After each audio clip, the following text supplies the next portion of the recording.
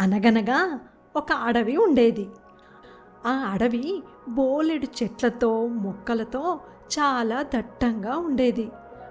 ఆ చెట్లన్నింటి మధ్య ఒక్క చెట్టు మాత్రం అడ్డదిడ్డంగా పెరిగి వంకరగా ఉండేది. అన్ని చెట్లు నిటారుగా పొడవుగా పొందికగా ఉండగా నేను మాత్రమే ఇలా వంకరగా అసహ్యంగా ఉన్నాను అని బాధపడేది చెట్టు.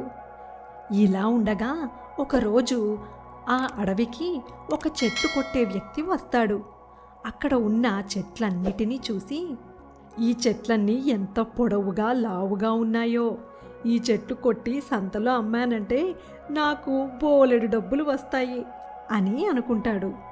నిటారుగా ఉన్న చెట్లన్నిటినీ కొడుతూ వంకరగా ఉన్న చెట్టు వద్దకు వస్తాడు. ఈ చెట్టేంటి ఇంత విచిత్రంగా ఉంది? దీని కాండం కొమ్మలు అన్నీ వంకర టింకరగానే ఉన్నాయి. ఇలాంటి చెట్టు కొట్టినా దీని కలపతో ఏ వస్తువులు తయారు చేయడం వీలవ్వదు.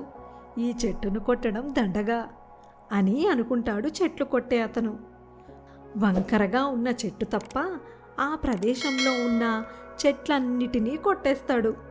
ఇది చూసిన వంకర చెట్టు, ఇన్ని రోజులు వంకరగా ఉన్నానని ఎంత బాధపడ్డానో, ఈరోజు నిటారుగా ఉన్న చెట్లన్నీ చనిపోగా వంకరగా ఉన్న నేను మాత్రమే బ్రతికి ఉన్నాను అని చాలా సంతోషపడుతుంది.